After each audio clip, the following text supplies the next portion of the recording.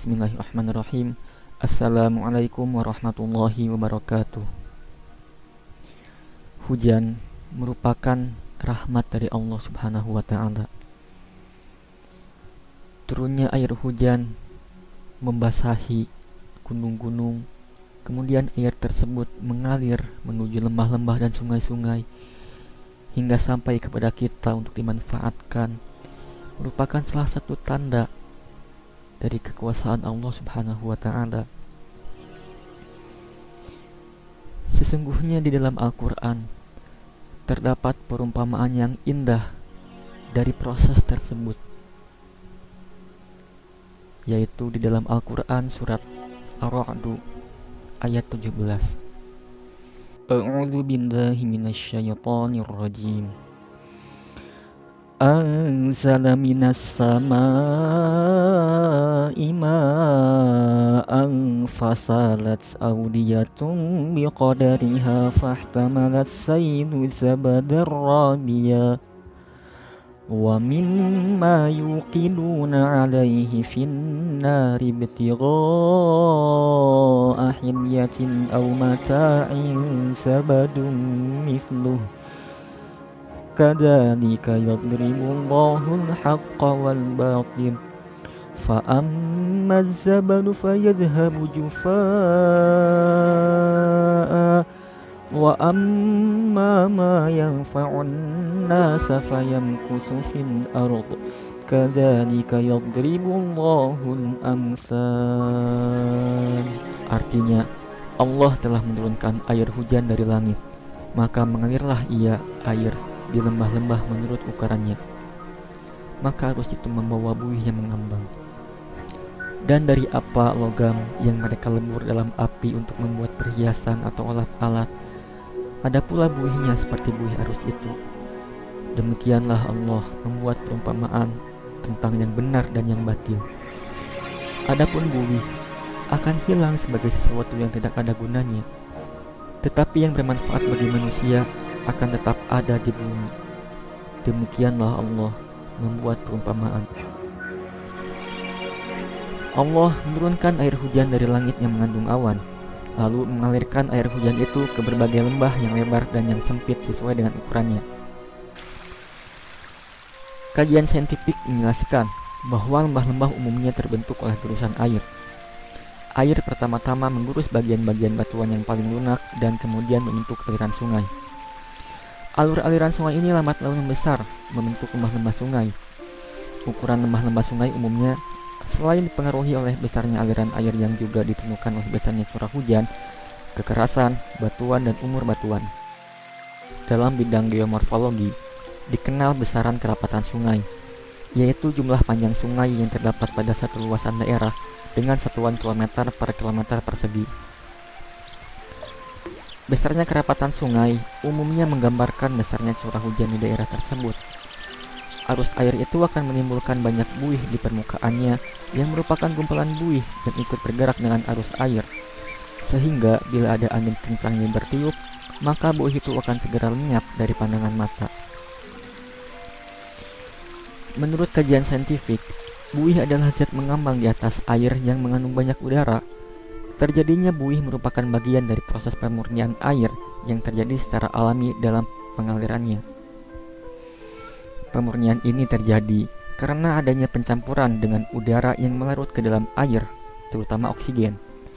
Dengan adanya oksidasi, pengotor, umumnya senyawa organik yang terlarut di dalam air, mengurai dan bagian yang ringan mengapung di atas permukaan air, sedangkan bagian yang berat akan tenggelam dan mengendap. Inilah perumpamaan yang pertama yang dikemukakan oleh Allah Subhanahu wa Ta'ala tentang kebenaran dan kebatilan, serta tentang keimanan dan kekafiran. Buih juga bisa terbentuk dalam proses pemurnian logam dengan pemanasan.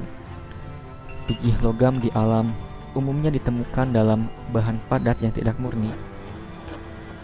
Pada proses peleburan, biji mencair dan logam-logam yang berat akan tenggelam, sedangkan bagian yang kurang bermanfaat atau yang dapat merusak mutu hasil biasanya berupa buih dan akan mengapung ke permukaan bersamaan dengan udara yang terkandung di dalamnya.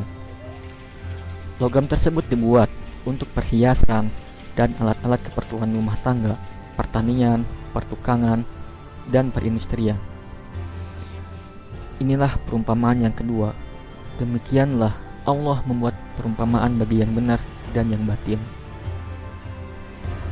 Kebenaran dan kebatilan itu bila bercampur, seperti arus air yang bercampur dengan buih, atau seperti logam yang dibakar, yang sama-sama juga mengeluarkan buih berupa kotoran karat yang semula melekat pada logam itu, kemudian terpisah karena pengaruh api yang membakarnya.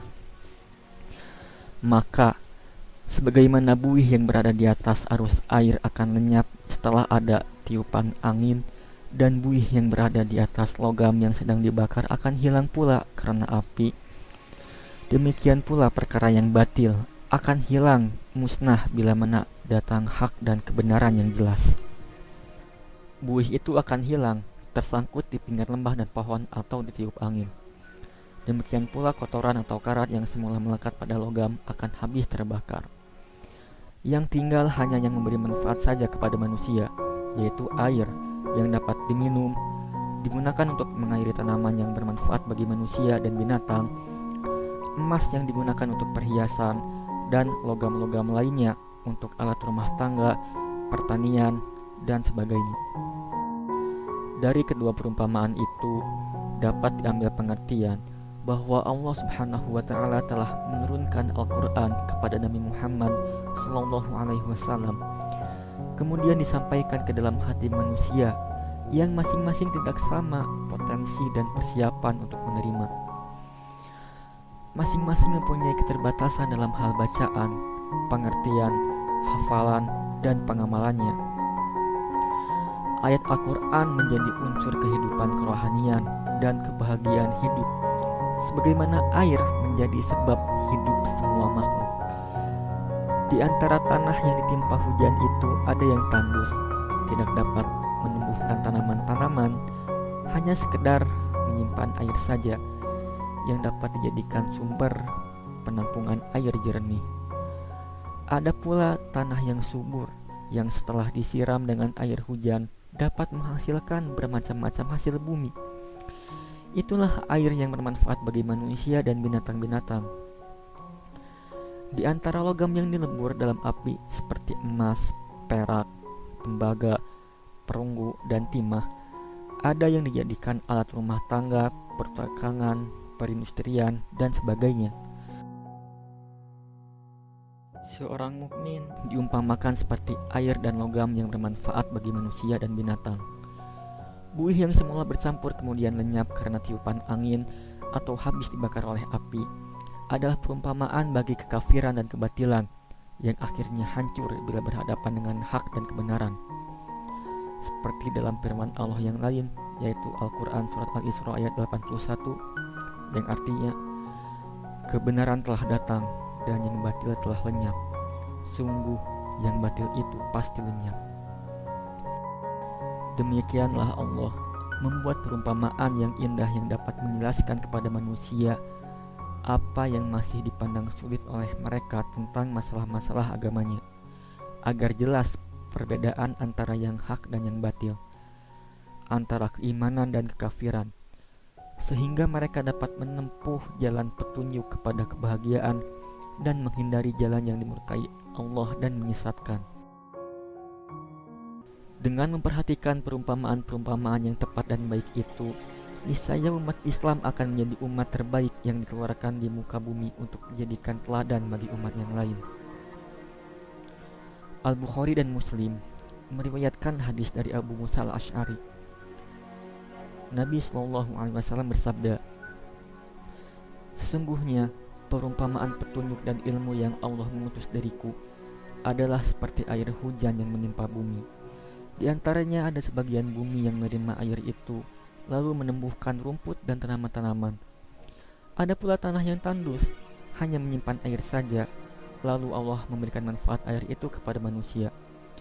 Maka ada yang meminumnya dan mempergunakannya untuk mengairi kebun-kebun, tanamannya, dan ladang-ladangnya. Ada pula sebagian tanah yang keras, tidak dapat menyimpan dan menyerap air. sehingga tidak menemukan tanaman apa-apa. Itulah perumpamaan orang yang memahami agama Allah, dan Allah memberikan manfaat kepadanya dalam ajaran agama yang Allah mengutusku untuk menyampaikannya kepada manusia, sehingga ia mengetahui dan mengajarkannya kepada orang lain. Dan perumpamaan orang yang sama sekali tidak memperhatikan dan tidak menerima petunjuk Allah yang mengutusku untuk menyampaikannya. Diriwayatkan pula oleh Imam Ahmad dari Abu Hurairah, Nabi Muhammad SAW bersabda, "Perumpamaanku denganmu seperti orang yang menyalakan api.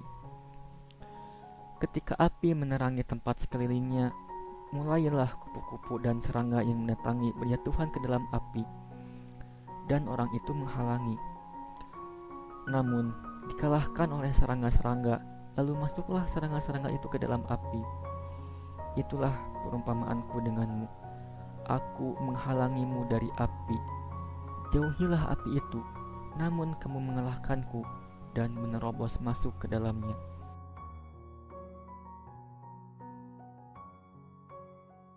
Demikianlah perumpamaan indah yang terdapat dalam Al-Quran, beserta penjelasannya yang terdapat dalam tafsir karya Kementerian Agama. Semoga ini dapat menambah iman kita dan menjadikan kita bertambah semangat untuk mempelajari Al-Quran, mentadaburinya, serta mengamalkannya. Sekian dari saya. Wassalamualaikum warahmatullahi wabarakatuh.